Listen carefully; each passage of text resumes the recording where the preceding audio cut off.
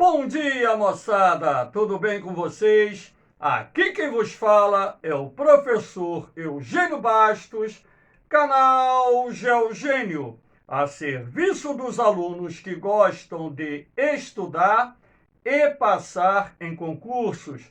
Moçada, vamos fortalecer o canal, se inscrevam no canal, dê aquele like, compartilhe o vídeo e ajude o professor Eugênio Bastos a democratizar o ensino da geografia.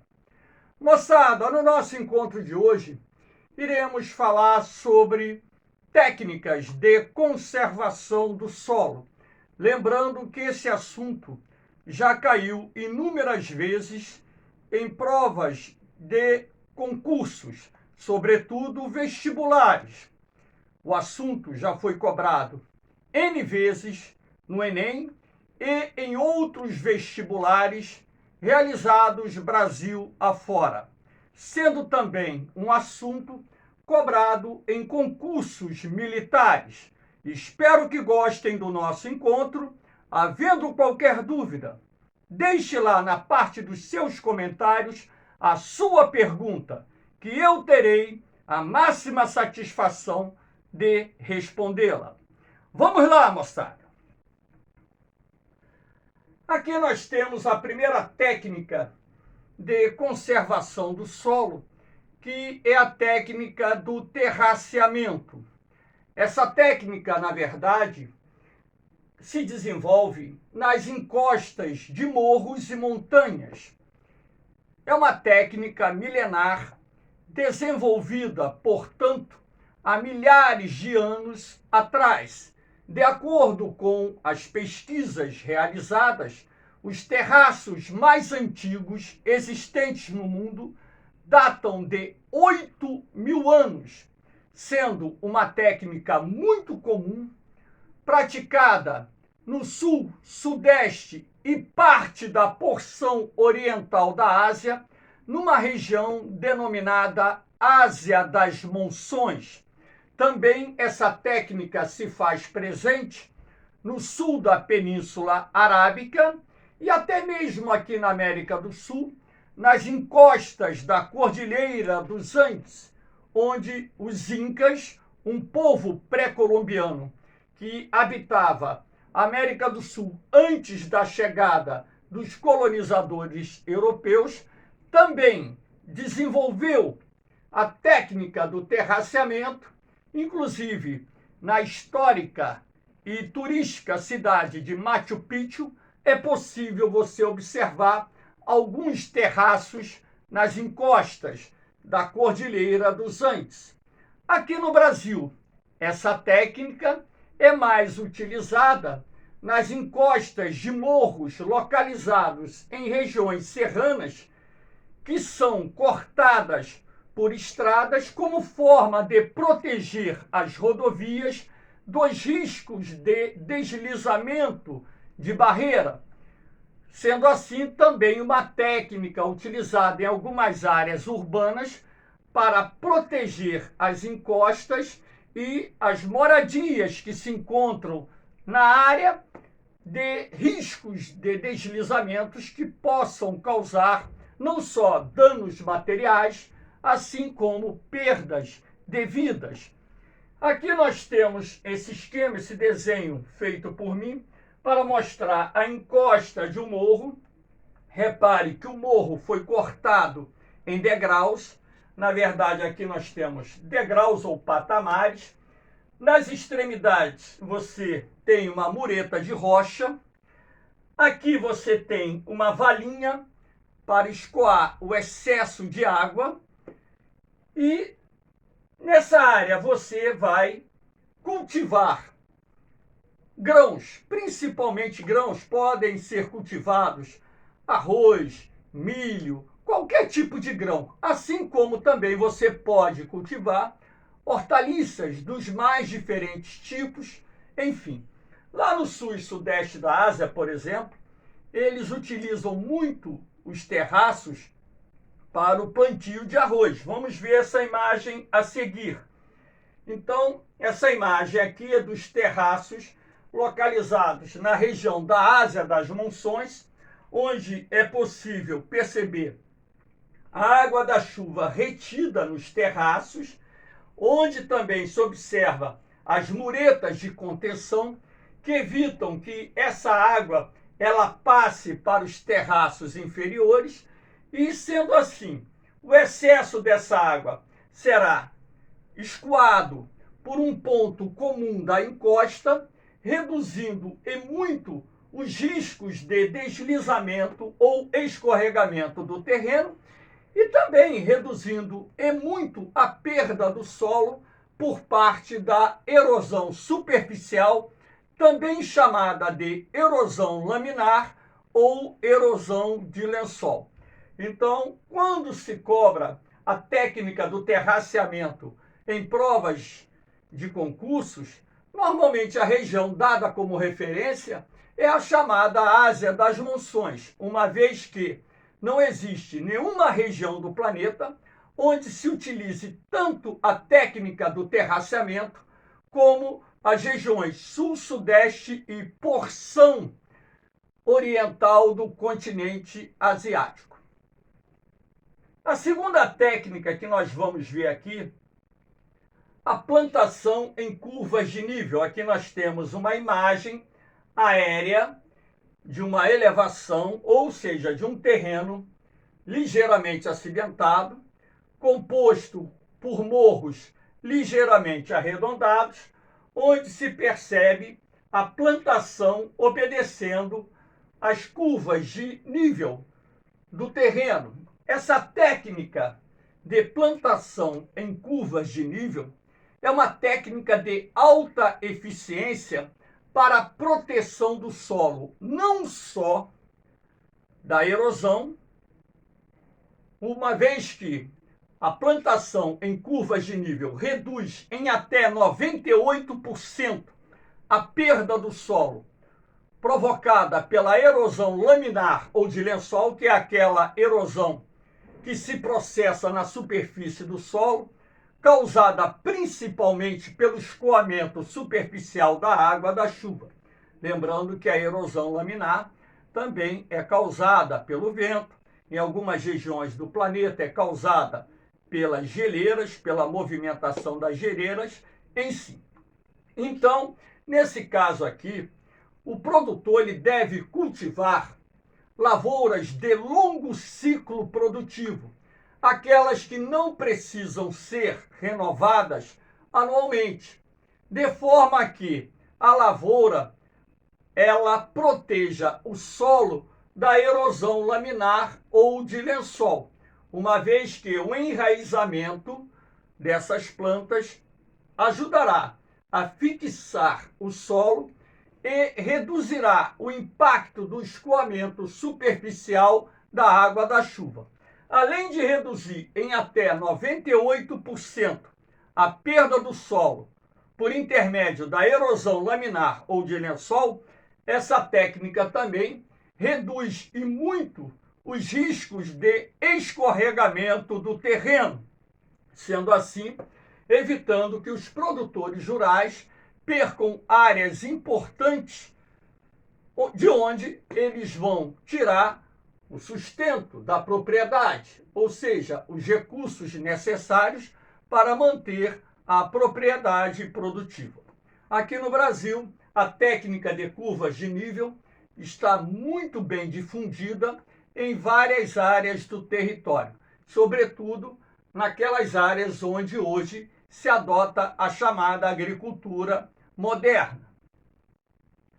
Aqui nós temos uma outra técnica, que é a técnica do plantio direto.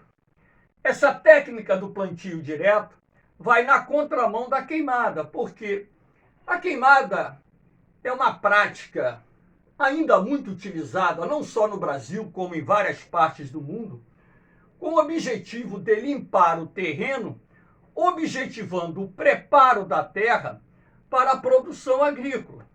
Então, aquela crença, né, de que a queimada é benéfica ao solo, uma vez que as cinzas elas fertilizam o solo, aquela visão errada de que as cinzas vão aumentar a capacidade produtiva do solo, não que as cinzas elas não incorporem nutrientes no solo. Claro que incorporam nutrientes, mas o que eu quero dizer é o seguinte, que as cinzas são facilmente removidas pela ação do vento e pela ação do escoamento superficial da água da chuva. Sendo assim, a visão equivocada de que a queimada é benéfica para o solo ainda existe no Brasil, assim como em vários outros países do mundo.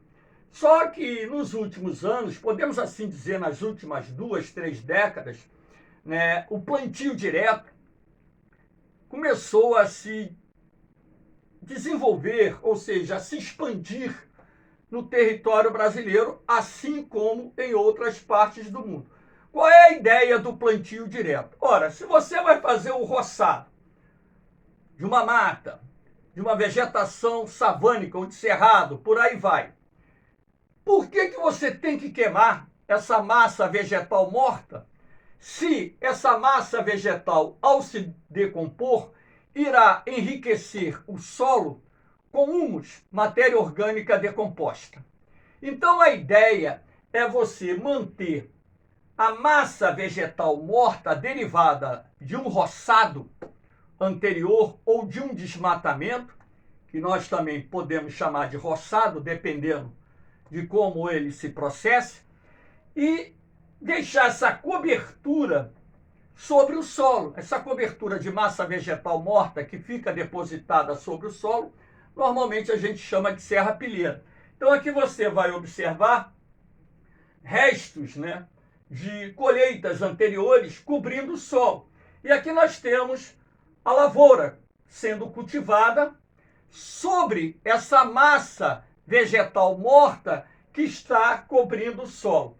Qual é a importância de você utilizar ou adotar o plantio direto? Em primeiro lugar, que essa cobertura de solo vai proteger o mesmo da erosão laminar ou de lençol, aquela erosão provocada principalmente pelo escoamento superficial da água da chuva e também pelo vento. Além disso, o sombreamento promovido por essa massa vegetal morta que está recobrindo o solo reduzirá a ação direta dos raios solares sobre o solo, reduzindo dessa forma a evaporação da água, mantendo o solo úmido por um período maior, sendo assim reduzindo a necessidade do produtor rural, inclusive de irrigar a lavoura.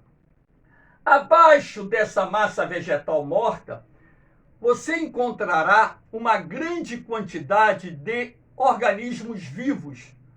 E esses organismos irão processar essa massa vegetal morta que está recobrindo o solo, incorporando no mesmo nutrientes. Essa massa, ao se decompor, vai se transformar em humus, que por sua vez irá enriquecer o solo com elementos minerais, reduzindo dessa forma a necessidade do produtor rural utilizar a fertilização química na lavoura. Ora, se reduz a necessidade de utilizar fertilização química, o custo de produção da lavoura diminui. Além do mais, a existência de uma grande quantidade de pequenos organismos vivos abaixo da serrapilheira, vou dar um exemplo, a minhoca. A minhoca, ela cria microcanais no solo, mantendo esse solo mais fofo. Se o solo fica mais fofo, ele fica mais permeável, tendo assim maior capacidade para absorver não só a água da chuva, como também para receber o oxigênio. O solo mais fofo irá favorecer o enraizamento das lavouras, das plantas. E esse enraizamento mais rápido fará com que essas plantas também cresçam mais rapidamente. E dessa forma, acelerando o ciclo produtivo da lavoura e contribuindo para a elevação da produtividade no campo. Então, o plantio direto, ele traz vários benefícios. E há de se destacar ainda um outro fato nas regiões tropicais do mundo, inclusive aqui no Brasil, que é um país que possui o seu território localizado predominantemente na zona intertropical. Essa cobertura de serrapilheira que está sobre o solo também vai proteger o mesmo do processo de laterização, que culmina na formação de uma crosta ferruginosa, denominada laterita ou canga, que irá inutilizar o solo para a produção agrícola. Então, a técnica do plantio direto, ela vem sendo disseminada no Brasil, assim como em outros países do mundo, e vai acompanhando o avanço, da agricultura através da incorporação de novas técnicas, novos conhecimentos, que vão suplantando aquelas técnicas tradicionais, como a técnica da coivara, que é a queimada, que, no meu entendimento, não só é prejudicial ao solo, como o ecossistema no seu conjunto, uma vez que o fogo mata uma grande quantidade de organismos vivos. Após a queimada, o solo fica exposto direto à ação dos raios solares e à ação da erosão laminar. Então, isso acaba contribuindo para o processo de laterização e o processo de erosão do solo. Fora o fato do fogo também liberar uma grande quantidade de gases do efeito estufa para a atmosfera. E lembrando que o Brasil é um dos principais emissores de gases do efeito estufa para a atmosfera, e uma das práticas responsáveis por isso, ou uma das atividades responsáveis por isso, é a queimada, que infelizmente ainda é realizada em muitas propriedades rurais brasileiras. Aqui nós temos agricultura sintrópica. Agricultura sintrópica, olha o conceito, é um modelo agroflorestal caracterizado pela organização, integração, equilíbrio e preservação de energia no meio ambiente. Esse sistema de produção agroflorestal é um sistema de alta eficiência em vários aspectos. Em primeiro lugar, porque ele é capaz de recuperar solos degradados, solos cansados, solos esgotados, uma vez que, conhecendo os diferentes tipos de plantas, é possível você perceber o papel que cada uma delas exerce na incorporação de nutrientes no solo. Vou dar um exemplo bem simples. As leguminosas, como feijão, soja, ervilha e por aí vai.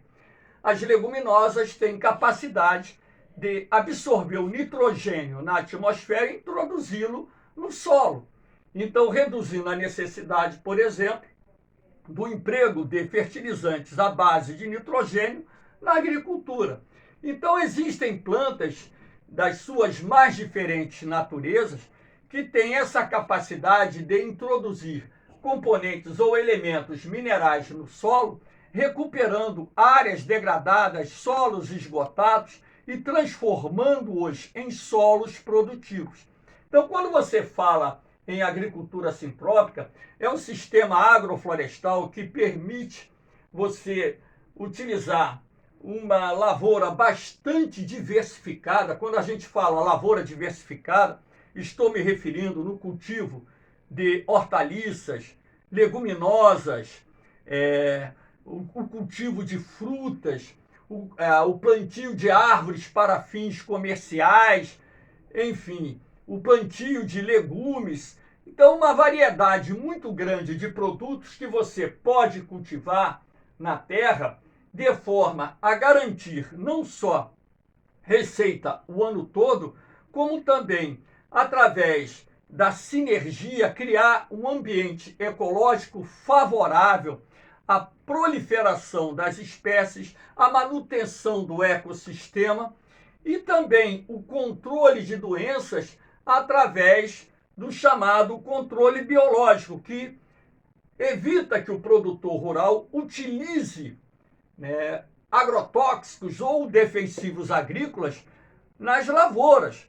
Sendo assim, nessa imagem aqui, você pode observar canteiros. Aqui nós temos o milho, aqui nós temos lavouras diversas, né? Aqui nós temos uma linha plantada de milho, aqui não dá para perceber bem com essa lavoura, mas tem uma outra, aqui tem duas, no mínimo duas lavouras nessa linha aqui cultivada. Então, cada linha aqui tem um tipo de lavoura diferente. E no corredor lateral, ou seja, no lado ou na parte lateral do corredor, você percebe as árvores. Aqui você vai ter árvore frutífera, você vai ter árvore de valor comercial, que vai garantir ao produtor rural uma receita permanente durante o ano todo. Então, é um sistema de policultura baseado no modelo agroflorestal, dentro da agricultura sintrópica, que é uma concepção mais moderna que está sendo difundida aqui no Brasil, principalmente em pequenas propriedades rurais. A cada ano, um número maior de produtores rurais estão incorporando o princípio da agricultura sintrópica, que é um modelo agroflorestal de alta eficiência e de grande capacidade de regeneração do solo e também manutenção do ecossistema, de forma a preservar inúmeras espécies nos seus mais diferentes reinos. Aqui nós temos a rotação de culturas. A rotação de culturas também é uma técnica milenar que, de acordo com os estudiosos, teria surgido na agricultura, perdão, uma técnica milenar não, uma técnica que se desenvolveu, através da agricultura moderna. A técnica milenar é a rotação de terras. A rotação de culturas é uma técnica mais recente, que vem acompanhando a chamada agricultura moderna. Então, é uma técnica que permite o produtor rural manter a terra produzindo o tempo todo e reduzindo a necessidade do mesmo empregar ou utilizar fertilizantes químicos no solo. Mas, para isso, é necessário que o produtor rural entenda a necessidade de promover o cultivo de plantas de curto ciclo produtivo. Lavouras de curto ciclo produtivo são aquelas que você planta hoje e colhe daqui a 4 meses, por exemplo. Então, o milho, a soja, o trigo, o feijão, a aveia, o sorgo e tantas outras lavouras são classificadas como lavouras de curto ciclo produtivo. Então, o que você faz? Você vai alternar lavouras diferentes em ciclos que você irá determinar. Nesse caso aqui, nós temos a chamada rotação trienal de culturas, que é uma prática muito comum que acompanha a chamada agricultura moderna. Então, você tem aqui, no primeiro ano, você vai alternar o cultivo da soja, do milho e do trigo. Aqui você tem a propriedade com 3 lavouras diferentes. No segundo ano, onde você plantou a soja, você vai jogar o trigo. Onde você plantou o milho, você vai jogar a soja.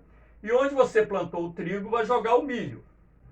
No terceiro ano, onde você plantou o trigo, você joga o milho. Onde você plantou a soja, você joga o trigo.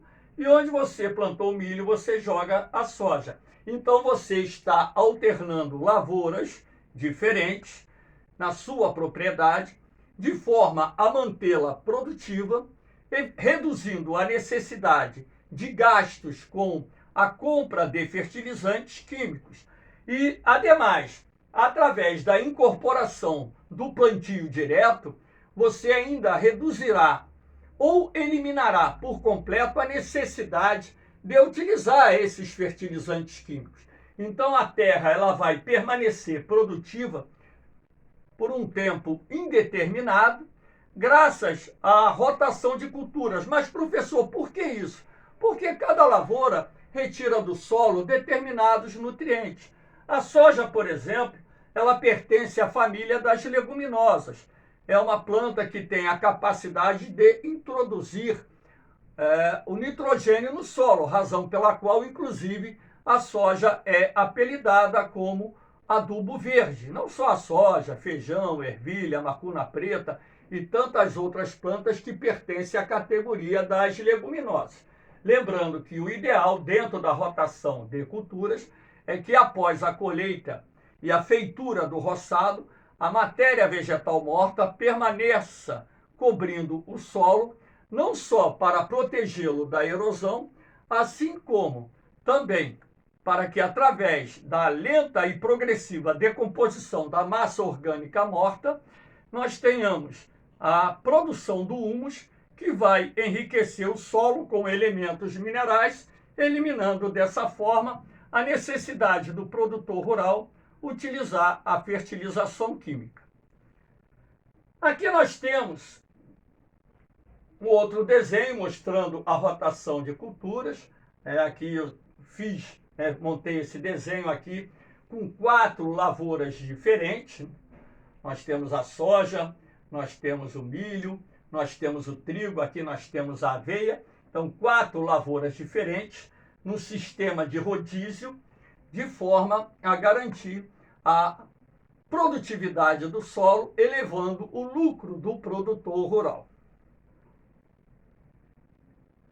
Aqui nós temos a rotação de terras. A rotação de terras, sim, é uma técnica milenar. De acordo com os estudiosos, a rotação de terra teria surgido na planície da Mesopotâmia há milhares de anos atrás. Essa técnica teria sido desenvolvida pelos povos sumérios que habitaram aquela região no passado.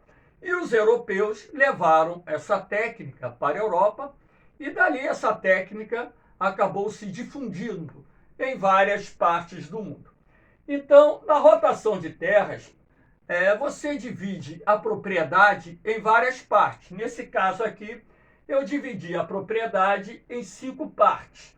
Então, no primeiro ano, eu plantei aqui, por exemplo, o milho. Eu estou com uma plantação de milho aqui no primeiro ano.